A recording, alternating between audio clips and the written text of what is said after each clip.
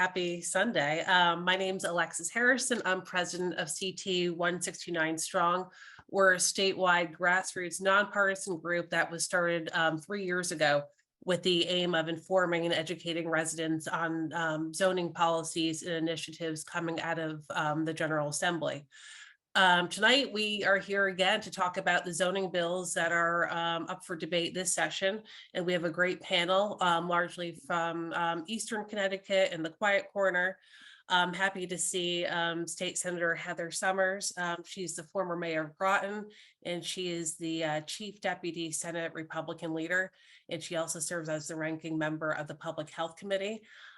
We also have Dr. Jeff Gordon, a state senator from the 35th district. He's a good friend of our groups.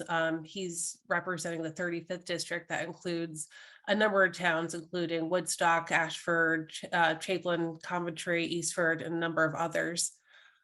We also have State Rep Doug Dubitsky, who proudly serves a number of towns as well: Canterbury, Chaplin, Franklin, Hampton, Lebanon, Lisbon, Norwalk, and a few others in the 47th district. He also serves on the Chaplin Board of Finance and is chair of his local P&Z commission. We also have State Rep Greg Howard, who represents the 43rd district, covering Stonington, North Stonington, and Ledyard. I believe this is his second term. In addition, I know this is a mouthful, we also have Maria Weingarten, who's co-founder of CT169Strong and also sits on the New Canaan Board of Finance. So really a terrific group tonight. We'll get right to it. I'm going to go right to Representative Dubitsky. Since you serve on the P&D committee, can you give us an overview of the Work Live Bill, Work Live Ride Bill, HB 6890, and tell us, just provide, how this will impact our local communities? Sure. Thanks for having me participate in this. Essentially, what this is another attempt by I think I consider them the developers lobby, called Desegregate CT, which was created out of Yale University and has a focus of creating mischief in the small towns around the state. In the testimony that we've had over the last couple of years, it's become clear that they have essentially two goals. One is to get the developers to have an easier time building mostly market rate units around the state, with some affordable housing units sprinkled in and out of that. And the other is to try to get people who are living in low-income housing to move out of the cities and move out into the suburbs. That certainly is the goal of the municipal leaders in the big cities. They've as much as come out and said it, not voluntarily, but we did get them to admit that that's really their goal, that affordable housing, low-income housing is a great burden on the cities, and they're looking to dump it into the smaller towns. The current bill that was proposed is essentially is similar to the last bill. Basically, you put a needle in a map around at any transit station, and what that really means is still a little vague. Obviously, if there's a train station, that's a transit station. But what if you have a bus depot, or what if you have just bus stops? They claim it's, that none of that's affected, but That ain't the way it works up in the Capitol. So you put that pin in the map, and then you draw a circle around it. The size of the circle seems to change depending on who you talk to, but it's basically a half a mile circle. So it's a circle that's got a radius of half a mile, and everywhere within that half mile, the municipalities would be required to change their zoning to allow up to 30 housing units per acre. Most of the small towns in Eastern Connecticut have either 2, 3, or even 4 acre zoning, meaning you can put one house on an acre, one house on up to 4 acres. And what the mandate would be is, depending on the size and some calculations, you would have between 14 and 30 units per acre, with no real consideration for whether there is any services for the people who are going to live there, whether there's sewers, whether there's septic, whether there's any opportunity, any transportation to and from this so-called transportation hub. This is supposed to be voluntary. That's what we were sold on, that this whole thing, either towns could opt in or opt out. It wasn't until the bills were already well along the way to being approved that we found out that they are voluntary, but if you don't volunteer, you have much of your discretionary funding cut. We fought very hard to determine what that was, and it is things like brownfield remediation grants. They swear it doesn't include transportation, steep grants and things like that, but they've been, I have to come out and say it, they've been lying since the beginning, and I don't trust a word they say. So that's essentially it. Towns will be mandated at the point of a gun, at the risk of losing vital funds that they need to maintain their budgets, to change their zoning. That's that one. There are other pieces that attach to it, and I'll let other people talk about that if you'd like. Yeah, no, I think that's a great beginning, and certainly the removal, if you don't opt in and not getting those funding from the government to do cleanup such as brownfield remediation is very troubling. Senator Summers, what would that mean for your communities that you represent if they choose not to opt into this bill or this law? If it does pass, what would that mean? Well, I think, the title of this was What's at Stake. And I think it's important to recognize, I'm not sure where everybody is that's on this forum tonight, where they're from, but what's at stake, honestly, is the local control of your planning and zoning and how your town operates and what your town looks like. People choose to live in towns for specific reasons, whether it's Fairfield County or, along the shoreline here in Mystic. I happen to represent Groton, which is very urban. It's the second largest city in Eastern Connecticut. And then I also represent very rural towns. And I think there's so many flaws with this approach. The rural northern part, like you have in Western Connecticut, is not set up for the infrastructure. We don't have sewer, we don't have water. We have zoning. Sometimes it's 2 acres, 3 acres, it's farmland. We don't have the resources to be able to support what is being pushed here in Hartford. And what's at stake is the character of your individual town. This is a state takeover of your local planning and zoning. And it is very, very troubling. And I really personally think that every person who's on this call needs to get involved. If you want to see your town be maintained the way it is, get involved, either become part of CT 169 or have your voices be heard by contacting your state rep and your senator directly. That is the most impactful thing that you can do, and tell them to vote no on these particular bills. These bills have been in the works for a couple years. We fought them off for the past probably 3 years, but after a while, people get worn down. It takes a while for bills to get passed. Do not trust the government when they say, we are only going to hold certain things hostage from your town if you don't comply, because they never hold true to their word.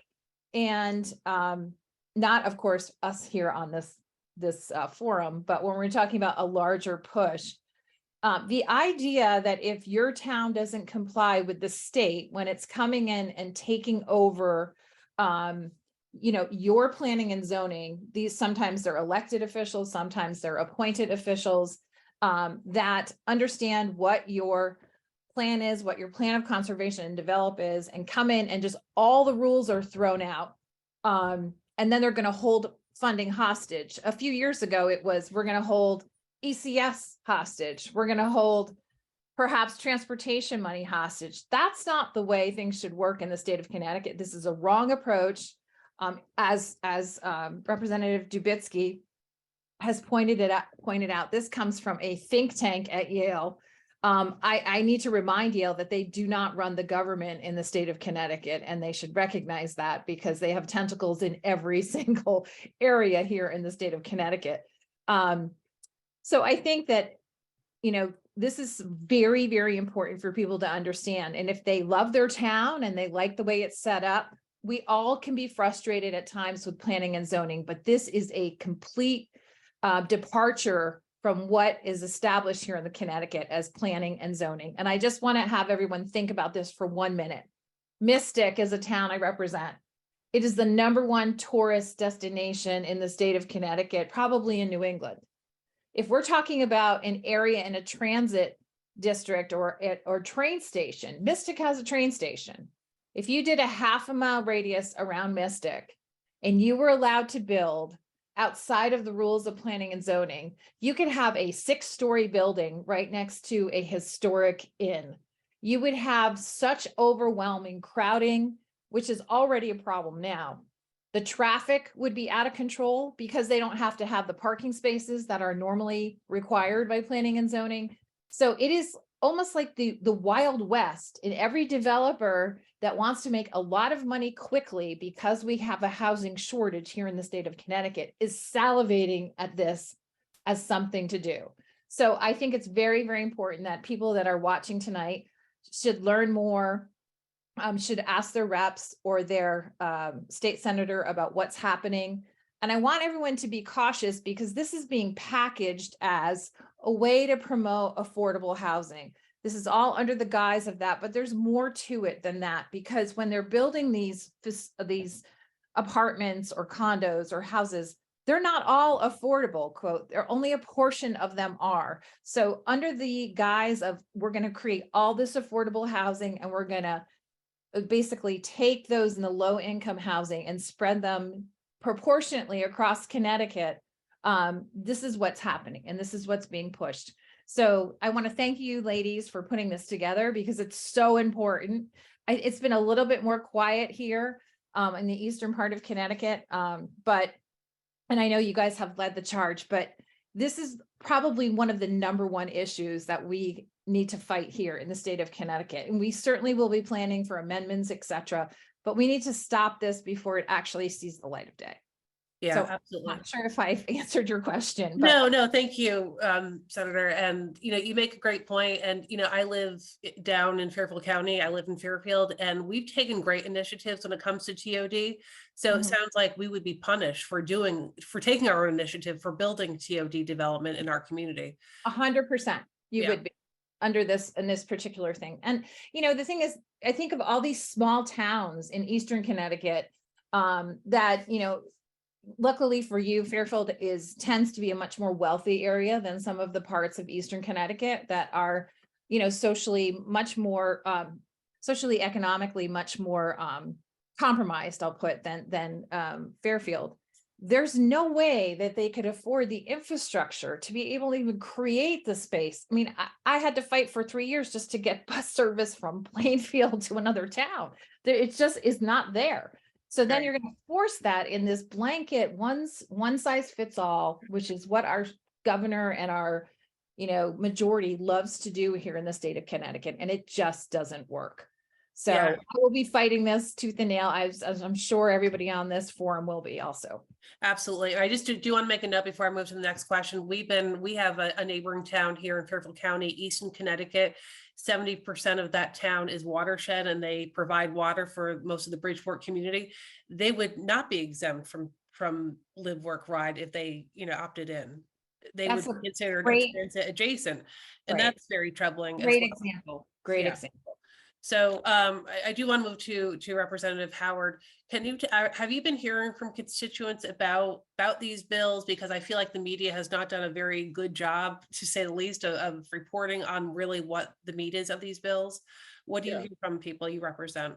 Yeah, and I just want to, you talked about Easton, and Easton's a great example. In Easton is where, there's a town that should really be incentivized for protecting its watershed, right? And under this bill, they're going to be penalized for it. That's effectively what's going to happen to them. So, yeah, I hear from it all the time. As the senator said, down here, North Stonington is, 50 some square miles. It's a very rural town. I actually took time to meet with the representative of desegregated Connecticut one time and discussed with them just the lack of transit that's available in some of my communities, and it's super rural.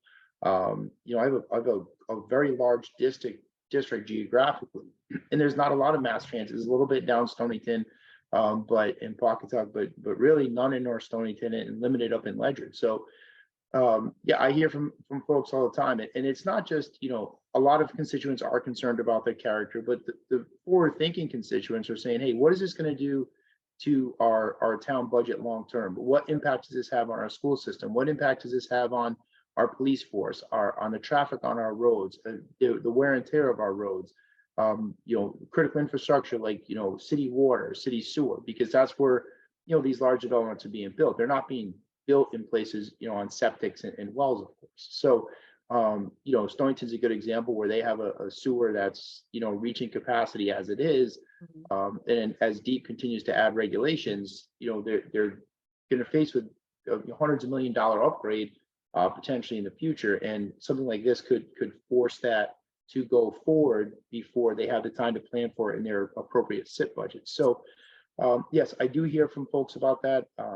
They're concerned about the character. And I want to be clear that I don't think, constituents of mine or perhaps even, my colleagues are against affordable housing. That's not the point. That's the idea is, to construct affordable housing with a community that has, a seat at the table, right? They, instead of jamming it down their throat, whether they do it by force or by, these so-called incentives, where you're holding the towns hostage, basically, constituents just want to say, hey, we're going to build something in our community. Let's make sure it's going to work for our community, with all the concerns I just addressed. So that's the sort of the 30,000 foot bigger picture, broadly when we talk about those sort of developments. So, but I also, as my colleagues say, want to thank you for all you're doing. Yeah, thank you. I appreciate that. And you make a great point. And actually, a lot of the suburbs, and again, I always use Fairfield County as an example. I happen to live here. We don't get 100% seed funding from the state to build, or excuse me, seed funding from the state to build 100% affordable. So we often have to rely on developers to create that affordable housing. So it's largely out of our hands. But we would love to be more in control, because we are in favor of affordable housing, and we know that there is, a need for it. Senator Gordon, I know you've been on the P&Z in Woodstock for many years. You're a big champion of local control. Tell me, how would this affect your community, and what have you guys been doing about affordable housing? Well, first, I want to thank you, Alexis, and everyone with CT169Strong. I'm proud to have been working with you guys for several years on these issues. In addition to being a state senator, for 15 years, I've been chairman of Woodstock's Planning and Zoning Commission. So I live this stuff every day, literally. having written plans of conservation development, help rewrite zoning and planning and subdivision regulations, even affordable housing plans. This would have a huge impact. It would have a huge impact in two ways. One is, as has already been said by my colleagues, this is basically an effort for state government to take over. I believe that the people of Connecticut know best what's best for their own towns. I don't see why that should change, and why bureaucrats in state government who don't even know these towns think they know best and can tell people in their towns what to do. The second is the impact is real. I represent 13 towns. For example, Woodstock is a large rural town, 62 square miles, around 8,000 people, huge amounts of farmland. I also represent Union, one of the smallest populated towns in the state, around 800 people. Most of my towns have no significant public infrastructure, let alone downtowns, not a lot of local jobs. Any type of local transit might be from NECOG with a regional bus that might go by one or twice a day. Yet in this transit bill, if you look at it, and this is one of the reasons OPM, Office of Policy and Management, sent in testimony stating that this isn't good. It is so vaguely written that every single town literally in this state would be tagged and have to come up with some type of transit-oriented district zoning that would never work. For towns that are small, that can't afford public infrastructure, right now you don't see developers wanting to go to those towns to build large number of affordable housing units, because there's just no way they can be sustained, and no way people are going to move to small rural towns where they're not going to have the benefits of jobs or any type of public services that a lot of those people need and look for. The other is that the way the state defines affordable housing is very antiquated, doesn't work. 830G gets cited a lot as a state effort to try to help towns with affordable housing. And a reason why most towns can't meet the mark that the state sets is the definition is so strict that it's impossible for rural towns, small towns, to meet it. We've seen what's happened when there's been efforts in New Jersey to try to move things along the way that desegregate Connecticut wants to do. And New Jersey has created, in a sense, a big, gigantic mess with its towns and counties, and a lot of stuff going through the court system there over some decades to try to figure out how to make it work. So to think that that's going to work in Connecticut, to me, is just nonsense, not even common sense whatsoever. What we really need to do is, none of us are opposed to affordable housing. I've spent a lot of time on my town's planning and zoning commission seeing what we can do about affordable housing. Number one, we need to change the way the state defines it and really modernize it. And you'll find if you do that working with towns, that towns are actually doing an awful lot of good. And that's where the state should come in and be of help, instead of hitting the towns over the head and penalizing them for things that are out of their control. But also we should look at what's considered attainable housing. I use that term a lot. That's what we do in Woodstock, and I think we've done as best as we can to try to move that with common sense, reasonable regulations. Really look at what's attainable, what's realistic in each town, and be very mindful that, unlike what desegregate Connecticut and what some people in the legislature are trying to do, pounding a square peg into a round hole never works, no matter how much you try and how long you try it. You should really work with the towns to see what happens in each town. 169 municipalities, each one is unique, and partner with them. And until that happens, nothing's really going to be successful the way the state is trying to drive it. And these bills, and I've been certainly very much following them in the legislature, I'm opposed to, because they don't reach the goal that they want to do. And if you take away local decision making, to me, that's very anti-democratic. People elect their friends, their neighbors, people in their own town to represent them in town government. That's where the good decision making is made. And I can tell you, when I hold planning and zoning commission meetings, and we have people from my town out in the meeting room, talking with us, asking us questions, giving us their ideas. That's actually how you get good things done right on the ground, not emanating from bureaucrats in Hartford or wherever they may be. Yeah, I agree with you. I serve on the P&Z in Fairfield, and hearing from the public is one of the most satisfying things that we have. And again, we do learn a lot from them. I do want to go to Maria, who is co-founder of CT169Strong. I'm going to ask her a question that she may not expect. In recent weeks, folks have called CT169Strong NIMBYs. How do you react to that? The NIMBYs. I mean, it seems. Yeah, well, I mean, obviously. we say that we're the pro homes, pro communities, pro municipality rights organization. And that's because we are in favor of home ownership, which is the exact opposite of what we're seeing with a lot of this legislation, that all it's doing is forcing onerous, high density, market value, which will end up be rentals, not home ownership. And when you have organizations that are just pushing those kind of developments, the real concern you have is that you're not going to support the naturally occurring affordable housing. The NOAA is what gets destroyed, because those are the lower cost properties that then get redeveloped by these larger developers and destroy those naturally affordable areas. What we struggle with is that it's not NIMBY when we're saying, where is the affordability in these bills? Where is the ability to help people to get to home ownership? That those are really the things that need to be focused on, is helping sustain our naturally affordable, naturally occurring affordable housing and all of those things. So we are the exact opposite of NIMBYs. What we're looking for is really good solutions that would involve all of the stakeholders, which is what we're hearing from here is, and that's what's missing from the discussion. When you create these one-size-fits-all policies that are top-down mandates, you are not going to create good public policy. So that's really, I think, the heart of the problem here. And I guess when we call these things out, it's much easier to name call us than it is to really face the fact that what they're promoting is really not sound policy. And even OPM, as was mentioned, recognize that this is not good policy. Yeah, well said. We have several questions here from participants tonight.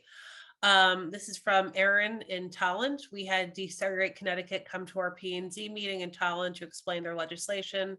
They failed to understand that our district in Eastern Connecticut lacks utility infrastructure.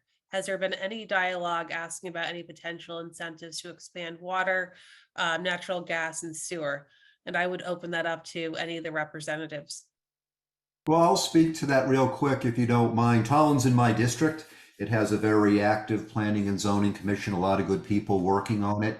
Number one, I would challenge that I don't think Desegregate Connecticut has gone out to every one of the 169 towns and municipalities or even knows about it. I asked a couple of years ago if they would come out to Woodstock and actually correct some of the misinformation they had on their website, and never heard from them. I doubt I ever will.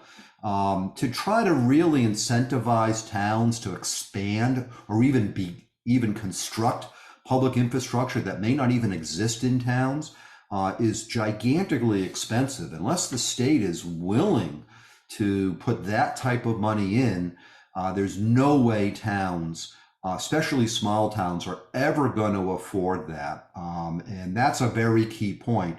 I think a lot of the effort is going to be dumped onto towns, which is going to be an unfunded mandate, and it's going to be completely unaffordable. Can you imagine what the mill rate increases would be for some towns to have to put in public water, public sewer, expand streets in order to deal with this? It's just can't be done.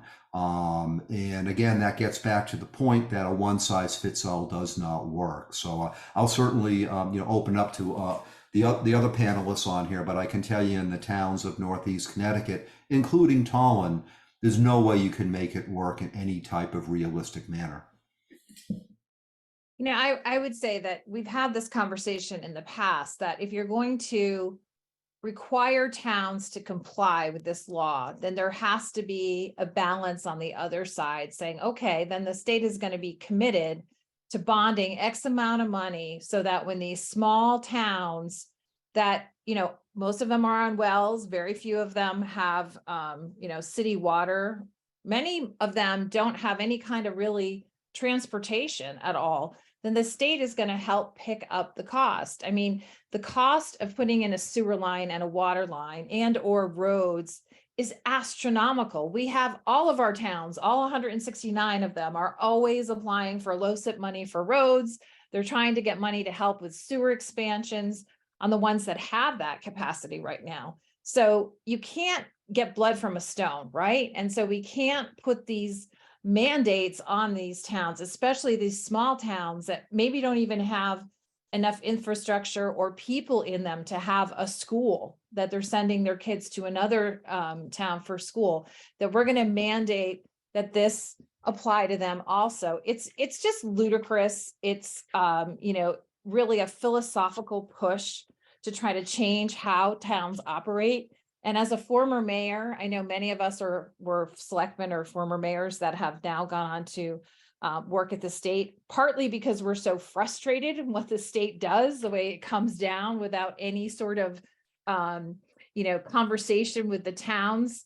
And people should look at the towns and how well they're run. Let's put the cities outside for a moment, but all of those 169 towns that are not our big cities, they are run like a tight ship. Maybe the state should take some lessons from the towns and try to emulate what some of the towns are doing on limited budgets, being fiscally conservative in how they spend their monies, but trying to provide the best product for the citizens that live there, rather than the state coming in, which cannot say that, and deciding that this is what we're going to do for the entire state. It doesn't matter what you want in the town. And this is not a question of not in my backyard. That's not what it is. I can tell you Groton already meets the requirements for affordable housing, but if this goes through, there will be an explosion or an expansion of, developers coming in and taking advantage of this particular move that the state has decided to take over.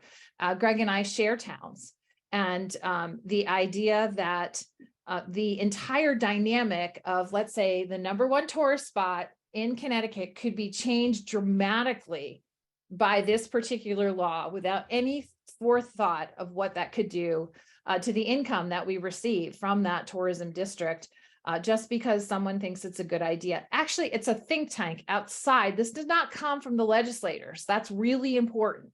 This came from an outside advocacy group with an agenda into the legislature to try to change the trajectory of the state of Connecticut, and that's wrong.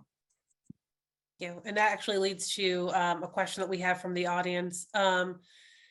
What is the evidence that Work, Live, Ride is being funded and supported by developers? Is there any evidence? Can anyone speak to that? Well, we know that Desegregate Connecticut is there. If you go on their website and you want to make a donation, it goes to RPA. So Regional Planning Association out of New York is a large developer. They get many funding grants from lots of large real estate related companies. That's how they're funded. And I understand that Desegregate has its own budget, but still you consider that Pete Harrison of Desegregate is listed as an RPA employee. So there are connections there. There's also connections with different charities that spend over $1 million annually to Open Communities Alliance, to Partnership for Strong Communities. There's all these different organizations, these nonprofits that sound like multiple different organizations, but they're entirely seem to be funded by so many interconnected associations that just keep sending the same one message. And they're paid. You've got you know, you look at who has created all of these different testimonies, and you have on one side, you have residents of our state who have gone there and testified on bills. And then on the other side, you have Desegregate Connecticut with numerous interns who are sometimes receive grants from their colleges to be advocates. And we heard that during testimony and the questioning, and it's alarming how much money is being thrown at this to influence policy, and not even that, but also the news media. So you've got CT Mirror that's receiving grants to push out a certain narrative, and you can visit melvilletrust.org. Take a look under the grant list, and you can see all of the different organizations that they provide funding to. So this is, you know, it's troubling because, again, you know, when you think about the policies and the potential impacts to our communities, they're severe. And you know, these are the problems that we have, is that this is not thoughtful policy that takes into account the stakeholders, that recognizes that one size fits all policies are not what is needed here. And then you layer on that, the last thing I'll add is about the working groups. There's working groups that are also stacked with housing advocates and with people who want to push a certain outcome. And you can just see that there's a rubber stamp, that it's just a rubber stamp of a preordained outcome that they're looking to achieve. And we can look to the Sewerage Committee.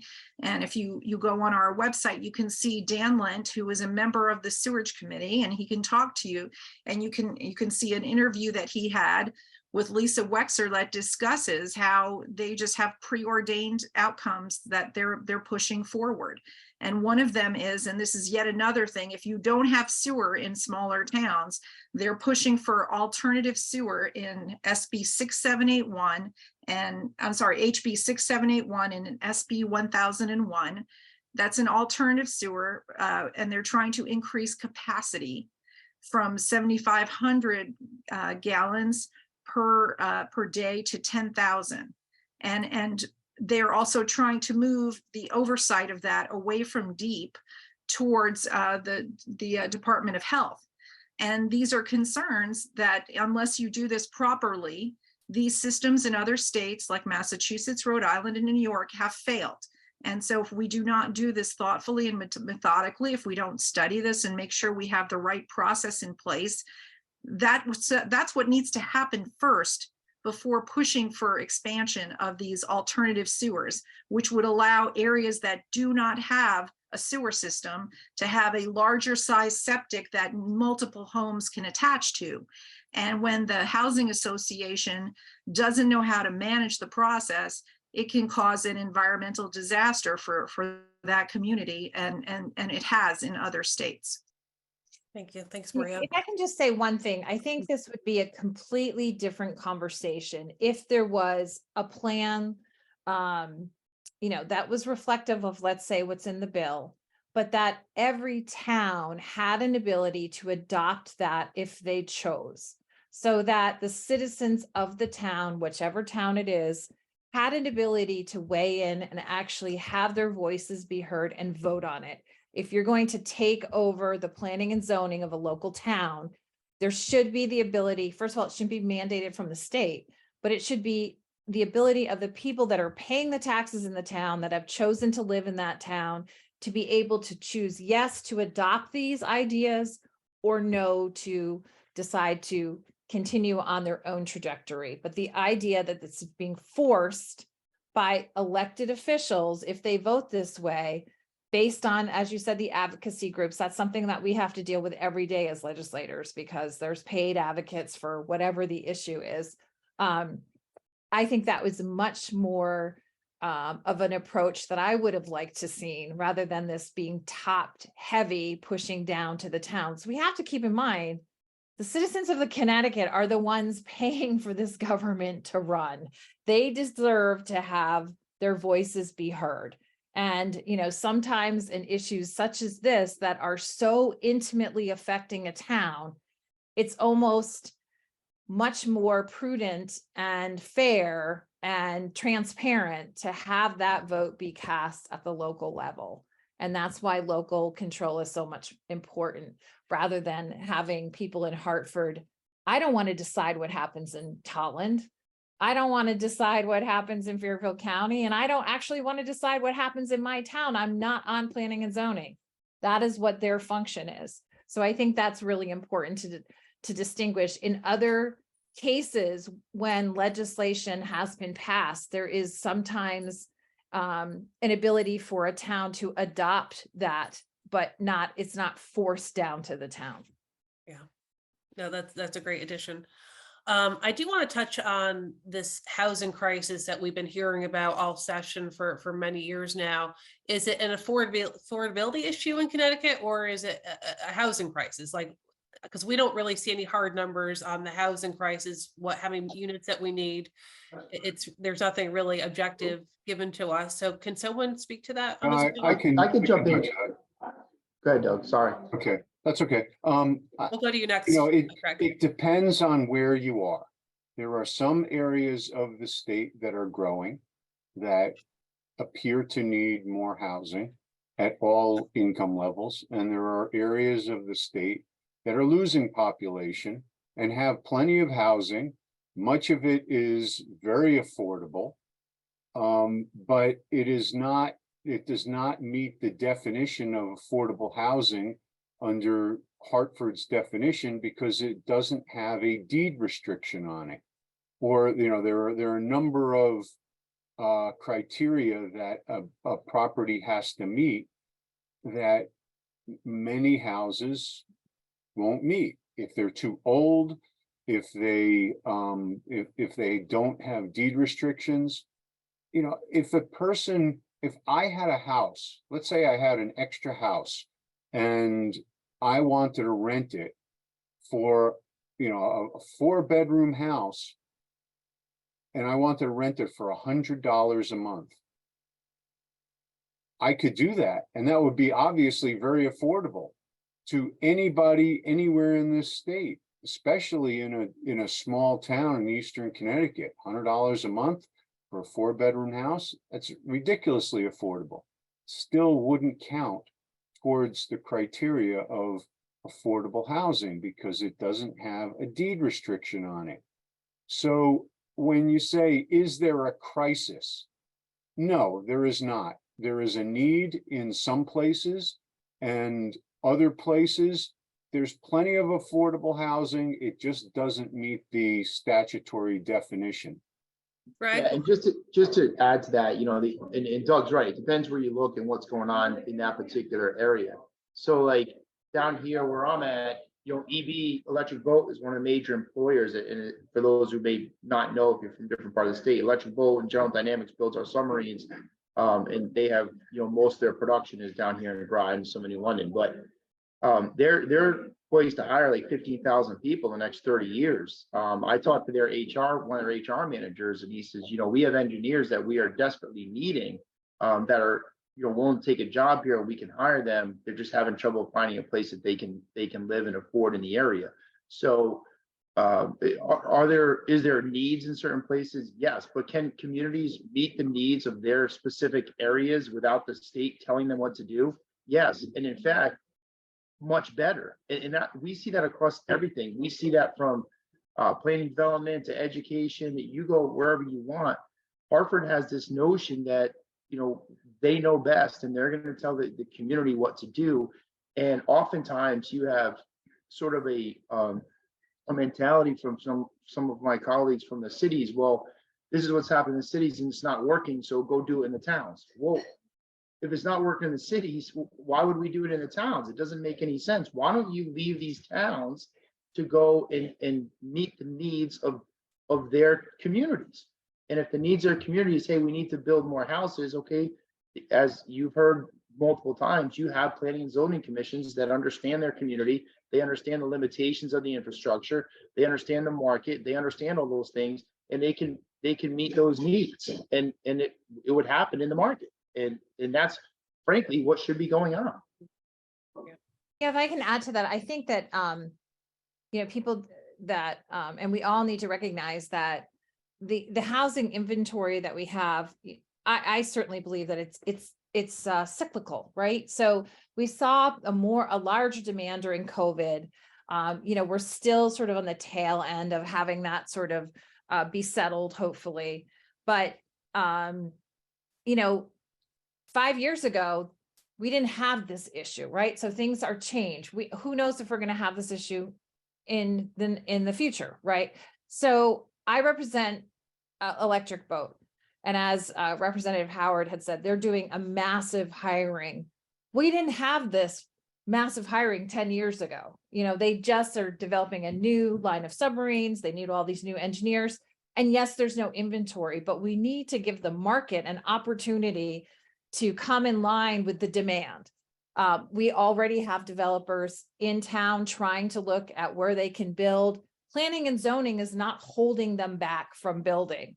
It's just the demand hasn't been there until recently. So now you're having people incentivized to be able to come in and provide the housing that's necessary. Obviously, they're not going to be able to rent it if it's above market rate or what people can afford, because they won't be able to fill their apartments. So I think we need to give the market a time to catch up with the demand. It's just like anything else.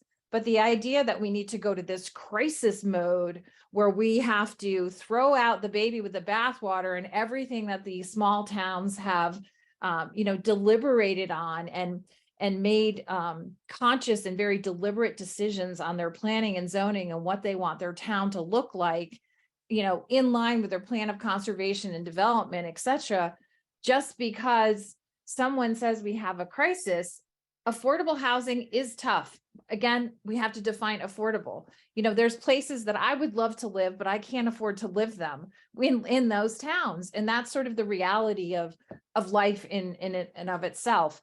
But I think that, I can just say in Groton, I have met with developer after developer. They're looking to come in. They have already started to come in to create the apartments and the living quarters, whether it be housing or condos, to meet the demand that they know is there. And I think that's sort of allowing the market to do what it does best. Now, developers are not going to want to go build housing someplace where there is no demand.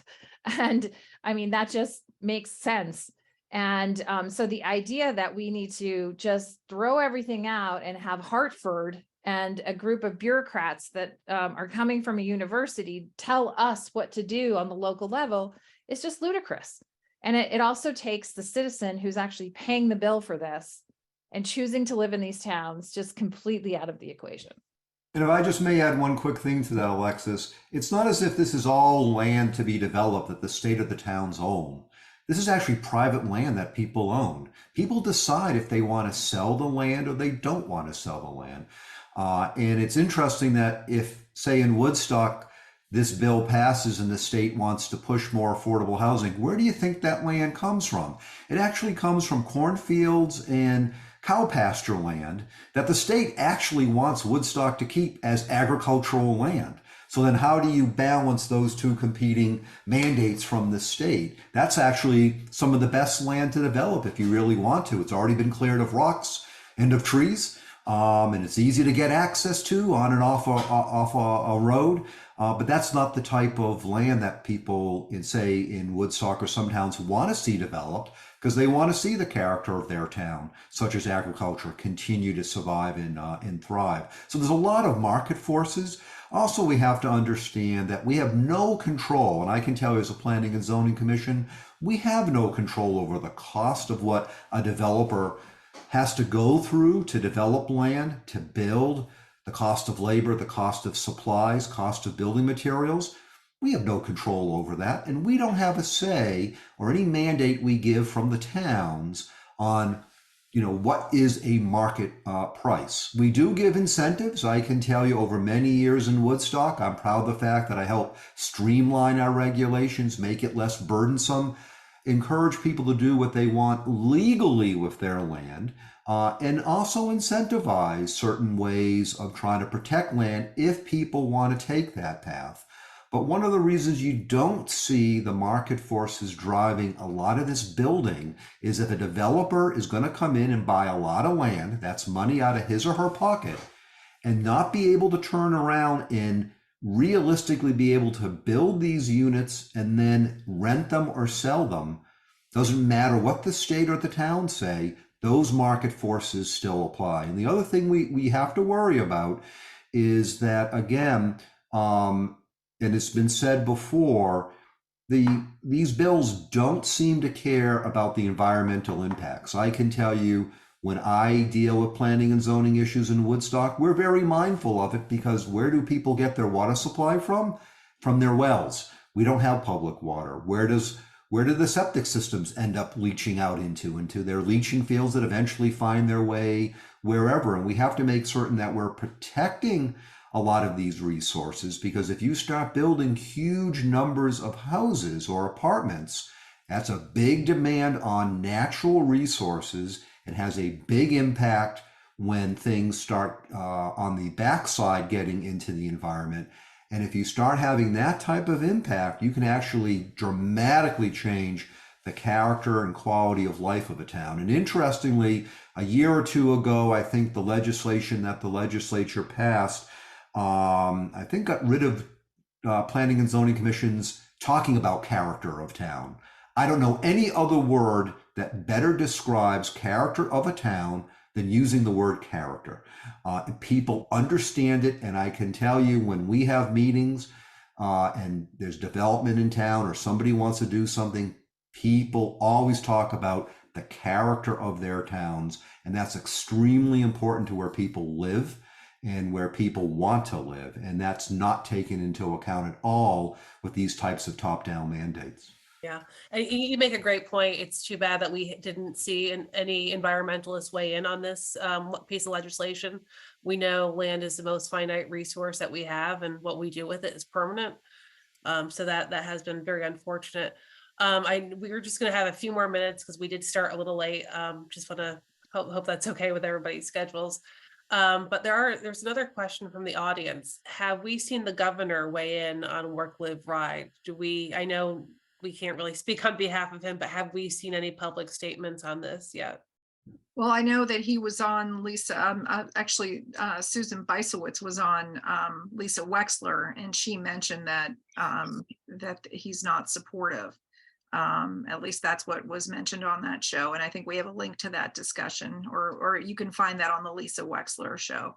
And that just happened this past week. That's all I know about that. In particular, I have not heard him otherwise say anything else. I don't know if anyone else has. Okay. You know, the only other thing I would add is regarding 830G, if you go to CT169Strong.org, we created a white paper that discusses 830G. It discusses the 4 different criteria that determines how that 10% is calculated. That is the threshold. And once you understand that, you recognize why so many of our communities throughout the state will not be able to achieve that. And part of that is an unfair allocation of vouchers toward affordable programs that are not distributed throughout the state. Most of them are given to the largest cities. And we've seen that there has been some bills put forth that talked about doing some reforms, but I think really only looking at wait lists, not necessarily looking at truly correcting allocations. And I think that until we start having a more honest discussion about voucher allocations and about state coffers used to create affordable elsewhere, because those grants are given really to the largest cities like Hartford and New Haven, and not really other places that might also benefit from those, especially, you know, since I'm also in Fairfield County. I mean, when you recognize that the costs are much higher, as we talk about some areas that might be more affordable, if you wanted more affordability, you might want to consider moving some vouchers into areas that are higher cost areas as well, where people are struggling to have affordable. So I think that that's a good opportunity for everybody to take a look at that and understand that as well. Yeah, thanks, Well, Maria. I would just caution against using their terminology. Work, live, ride is not in any of these bills. That is something that the desegregate people use in order to make it sound like a state takeover of the land use regulations of small towns. is a good thing.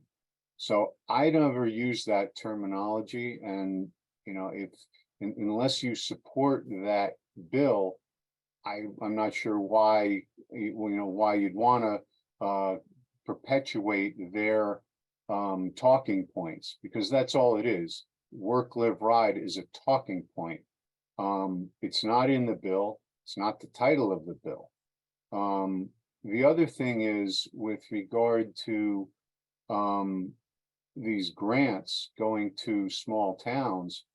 A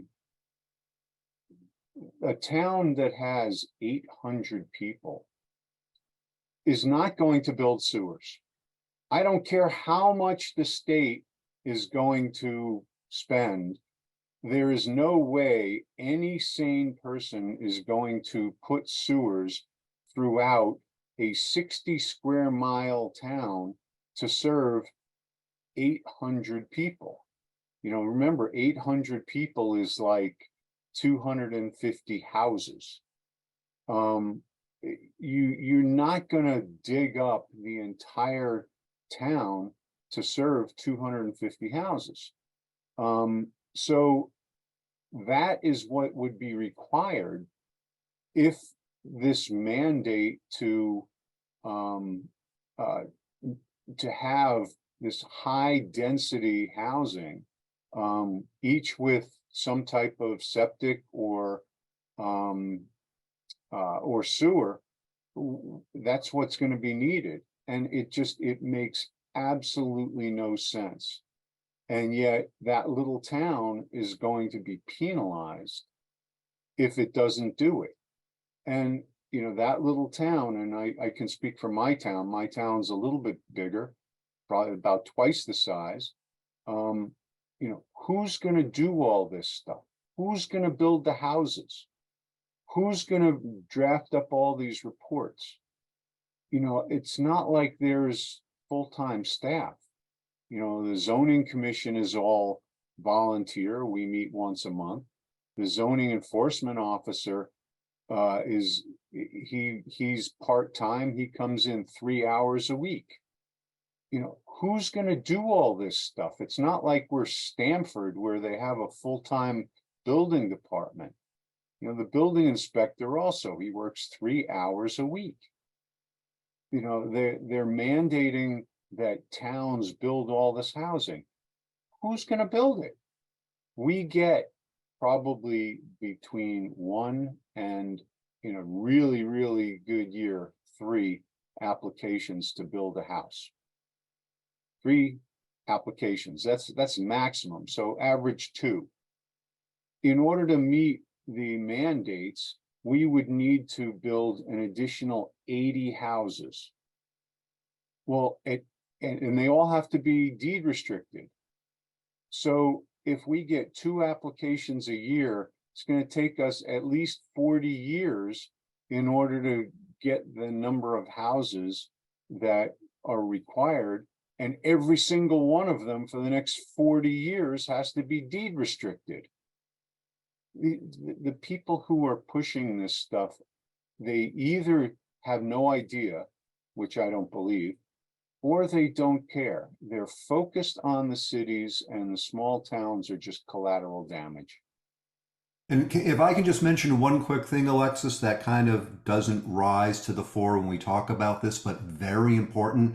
I think there's also an attack on the volunteer people who serve on planning and zoning commissions. We've seen that in the legislature, trying to mandate that we do a certain number of education credits. That, to be honest with you, that doesn't make anybody smarter. There's been, in prior years in the legislature, we've heard from some Yale professors who've written papers about how sometimes it's not right to have these public hearings where you have quote unquote uneducated people in the towns coming out and speaking and making decisions.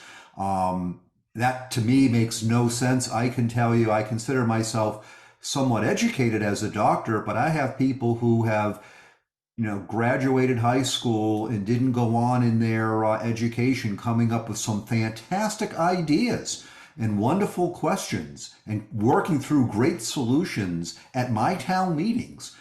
And they do it on a voluntary basis because we don't ask to be paid. So that type of attack on towns, planning and zoning commissions that people don't know unless they're educated or quote unquote have to go through training really makes no sense at all. And that's very important, because if these people in the state is trying to move that direction, you're going to find a lot of people who are good and qualified in towns won't want to serve or will not be able to. And then by default, who makes the decisions? Magically, the state would have to step in. So we have to be mindful of that. And those are things as well that is underpinning this effort. And I stand against that type of thinking and way of doing it. That's a great point. And then just one last question for all 4 state reps, state senators. Quick answer: what is the best way to have the public get engaged in the process? We have about 2 months left of the session. So let us know, what is the best way? Greg, you want to kick us off? Yeah, so I mean, the best way obviously is, to show up to the public hearings, which have passed. But at this point, you have to email your local legislator. I will tell you that I work with my colleagues every day. And when they get a series of emails on a similar topic from people they don't represent, they're not likely to read those. But if you're a voter for that individual legislator and you write to them and say, hey, I'm educated on this particular bill, these are the concerns I have for our town or for our district, I hope you'll take them under consideration and vote, presumably no or yes or whatever it is that you want them to do. I think that, folks don't do that enough. They don't reach out directly to their legislators and ask for a response. If they're gonna, vote opposite of what you want them to do, well, they have to serve 25,000 people, and the Senate case 100,000 people. That's going to happen, but demand a response from them. Make sure they understand what they're doing, that they're not just towing some line or just going with the flow. I serve on judiciary and as a ranking in public safety. I have folks in my town who email me in favor of certain gun legislations that I'm not in favor of, and I give them a lengthy explanation as to why I'm not in favor of it and why I don't agree with them on it. And I think that that's the expectation that everybody should have of their legislators. So email them both directly. Everybody, just so everyone knows, you have a state representative and a state senator that represents you no matter where you live. And you can find that in the Connecticut General Assembly website, cga.gov, cj.ct.gov, I think it is. And you jump on there and find your legislator and email them directly. Yeah, great. No, And demand thank you. answers. Absolutely. Heather, Doug, or Jeff, do you want to add to that? Sure, I would agree with everything that Representative Howard said. But I would tell you, if you are passionate about a particular subject, in this case, these bills, I would pick up the phone and call your legislator. Pick up the phone, call the legislator. You'll get their aid, leave a message, say you want to call back, and follow up with an email. I also suggest putting in the email, I am a voter in your district and I am watching how you vote on this particular bill. Because we do get thousands of email. I do get thousands of emails every day, and I cannot answer every single email that comes to me from outside of my district, but I'm in your district. I'm a voter in your district. This is how I feel about the bill. This is what I want you to do. This is why it's important. And I will be watching, but that phone call, that people don't make phone calls anymore. So that really is going above and beyond. It doesn't take long. You can leave a message, see if your rep or your senator calls you back, and let it be known how strongly you feel about this particular issue. I would also suggest that we get our local planning and zoning commissioners engaged in this conversation to see how they feel. I think it's really important locally to make sure that they are supported, because as Senator Gordon had said, this is sort of a takeover of our volunteers, the state thinking, they're not doing what they should and we'll take over. But having them get together and being engaged against this particular bill or in support of whatever bill that they are, is also a really good way to send a message to the legislators. Thank you. And I'll just quickly follow on that is, do not think that it's a difficult process to reach out to your state rep or state senator. It is not difficult. There are many ways of doing it.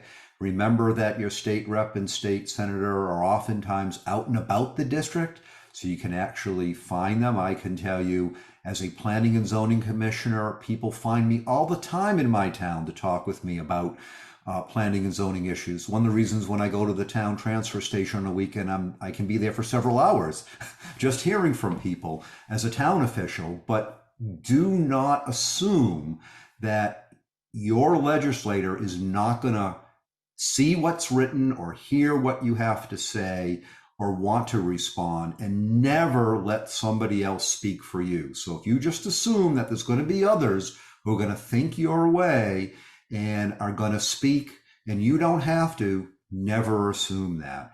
Because if you do and nobody else speaks up, saying no to this, and all a legislator hears is yes, yes, yes, support this, support this, support this, they're going to think that nobody's opposed to it. So by all means, very much speak with your state rep, speak with your state senator, let he or she know what you think.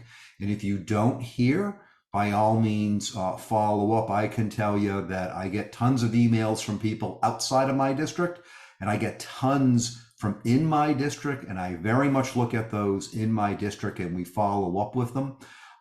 Many times making calls or replying by email to hear what people have to say. And one last thing is, let others know, because a lot of people out in the communities still don't know about this issue. Let them know, and I can guarantee you when they start hearing about this more and more, they're going to be unhappy. Because when I talk with people out in my town and out about my district about this, they don't like the fact that the state's going to take over decision making in their towns.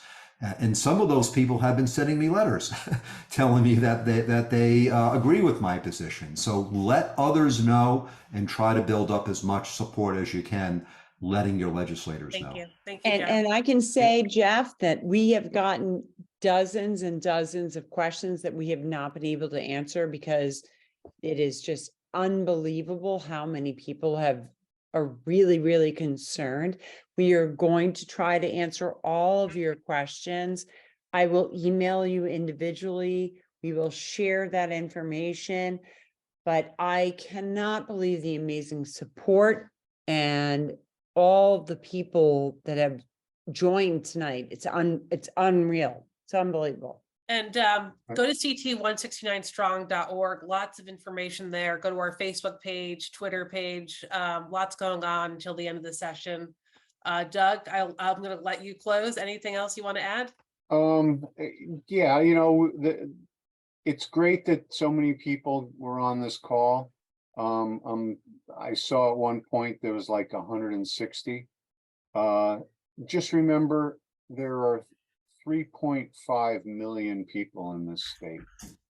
Most of them have never heard of desegregate CT. Most of them have never heard of CT169 Strong. Most of them have no idea what the legislature is doing to them. In fact, most of them don't even know what the legislature does. So if those 160 people, or however many were on the call, really want to make an impact, spread the word to others in the state, get that word out, and get each of those people calling their senators. Frankly, I think emails are useless. I really do. I get so many of them, and many of them are just form emails from some organization. When people email me or call, I call just about everybody back, and I can't tell you how many times, especially this year, I talk to somebody and I say, I'm responding to your email. They didn't even know that an email was sent with their name on it. They just belong to some organization, and the organization sent out emails and put the names of the members on the emails to the appropriate representative and senator. So if you really want to get through, as Senator Summer said, pick up the phone and call and say, I want a call back. Yeah. All right, well, I think our Zoom is about to end because we have gone past the 8 o'clock hour, but I want to thank you guys so much for this great discussion, for your knowledge and your service. You've all Thank been you. amazing. Thank you. Thank Really you all appreciate for it. bringing this and shining some light on this so that people in our districts or whoever's watching has an idea of what's really happening. And go And- to CT169Strong.org because we have quick petitions that by your town, it'll list the names of your representatives that represent your town. Not necessarily, some have more than one state rep, but everybody within your town is picked up through that. In addition, we have 2 pagers that you could print out and share with your friends that talk about the bills of concern.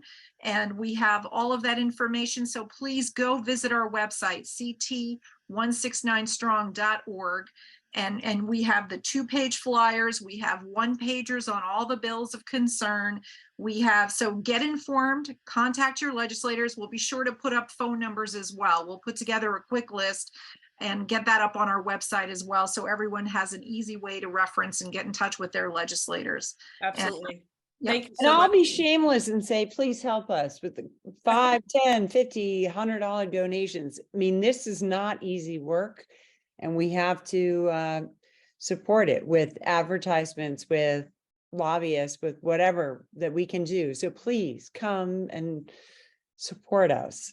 Donate, volunteer. We need it Please. all. We need volunteers. We need We're all volunteers. volunteers. We're We not need paid. volunteers. And As thank you opposed to for, everybody else, we don't get paid a penny. No. thank you for all that you do. I know it's a lot of work, but it's very meaningful and very important.